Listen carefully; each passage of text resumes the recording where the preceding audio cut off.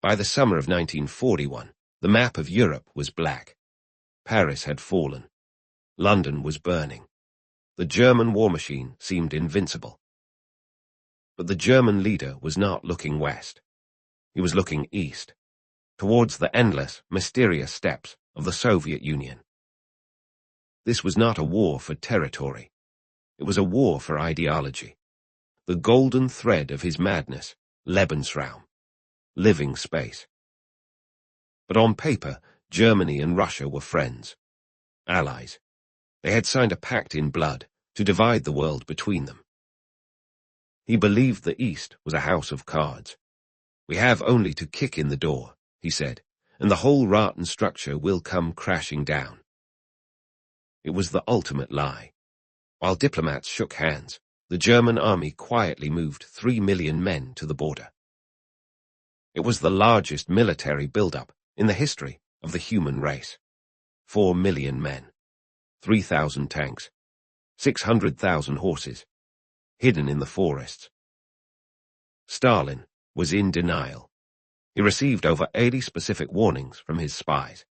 He called them British provocation. He was so confident in the pact that he kept sending supplies. On the night of June 21st, Soviet trains full of grain and oil were still crossing into Germany. The ticking bomb had run out of time. June 22nd, 1941, 3:15 am, the shortest night of the year. The horizon erupted. 7,000 artillery guns opened fire simultaneously. A wall of steel and fire slammed into the Soviet frontier. Operation Barbarossa had begun. The door was being kicked in. German commandos, dressed in Soviet uniforms, had already cut the telephone lines. The Red Army woke up deaf, dumb, and blind. Then the Luftwaffe arrived. Their target, the Red Air Force, caught sleeping on the ground. It was a slaughter. 1,200 Soviet aircraft were destroyed in the first day. Most never even started their engines. With the sky secure, the panzers surged forward. The blitzkrieg, speed, violence, encirclement. 3 massive army groups, north towards Leningrad, south towards Kiev, and center towards Moscow. The Soviet defense evaporated. Units fought bravely, but they were uncoordinated and leaderless. The Germans used the Kesselschlacht, the cauldron battle. Pincers closed around entire Soviet armies, trapping them. Hundreds of thousands of Soviet soldiers were captured in the first weeks. Vast columns of prisoners marching west. In Moscow, silence. Stalin had a nervous breakdown. He retreated to his dacha, refusing to speak to anyone. The Soviet people learned of the war not from their leader, but from a trembling announcement on the radio. Our cause is just. The enemy will be defeated. Victory will be ours. Words against tanks. The Germans advanced 50 miles a day. They felt invincible. They were tourists of the apocalypse. But amidst the victory, there were warning signs. The dust, the heat, the sheer, terrifying size of the country. And the resistance. At the Brest fortress, Soviet soldiers fought for a month, long after the front line had passed them by. This was not France. The enemy did not surrender when surrounded. They fought with a savage, suicidal fury. Behind the panzers came the darkness, the Einsatzgruppen, the SS death squads. Hitler had issued the Commissar order. The war in the East was not a war of conquest. It was a war of extermination. By July, the Germans were halfway to Moscow. The world held its breath. It seemed the Soviet Union was finished. As the German juggernaut rolled deeper into Russia, they found the land empty. Stalin had issued a new, ruthless order, scorched earth. Destroy everything. Leave the enemy nothing but ash. Bridges were blown. Dams were burst. The pride of Soviet industry was dynamited by its own people. The Germans expected a rich prize. Instead, they conquered a wasteland. They were winning battles, but they were losing the logistical war. The Russian railway tracks were wider than German ones. German supply trains couldn't use them. The golden thread of supply was snapping. By August, the panzers were running on fumes. The dust destroyed engines. The distances broke the machines. The German generals, Guderian and Harth, could see the prize. Moscow, the head of the snake. Capture the capital, and the Soviet Union dies. But in the wolf's lair, the German leader looked at a different prize. He looked south, to the Ukraine, to the economy. He famously said, "My generals know nothing of the economics of war." He made the most controversial decision of the campaign. He halted the drive on Moscow. He ordered the panzers to turn away from the capital and encircle the Soviet armies in Kiev. It was a massive gamble, a Kesselschlacht of epic proportions. 2 panzer armies met behind Kiev, trapping the entire Soviet southwestern front. The Battle of Kiev, the greatest encirclement in the history of warfare. 665,000 Soviet soldiers were trapped in a cauldron of fire. It was a dazzling tactical victory. The Soviet army in the south ceased to exist. A mountain of prisoners marched into captivity. But strategic victory is not measured in prisoners.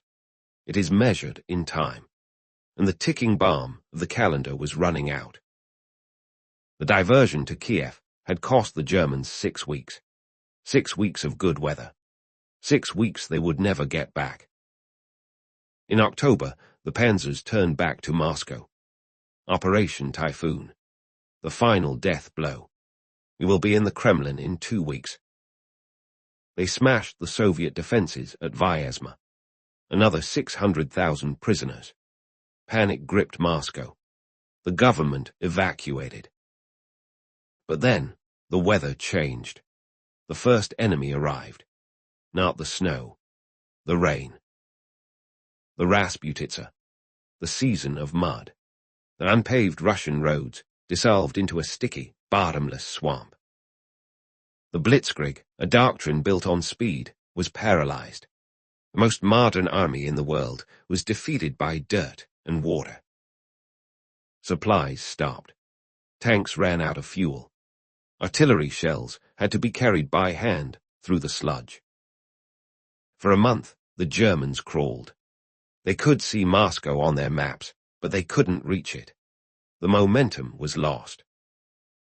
While the Germans were stuck, Stalin recovered his nerve. He stayed in Moscow. He appointed a savior, Georgy Zhukov. Zhukov knew the Germans were overextended. He knew they were exhausted. And he knew something else. His spy, Richard Sorge, reported that Japan would attack America, not Russia. The Siberian border was safe. Zhukov pulled the Siberian divisions. Tough, winter-hardened troops. He brought them to Moscow. To wait. Then, in November, the mud froze. The roads hardened. The Germans cheered. Now we can move. They lunged for the city.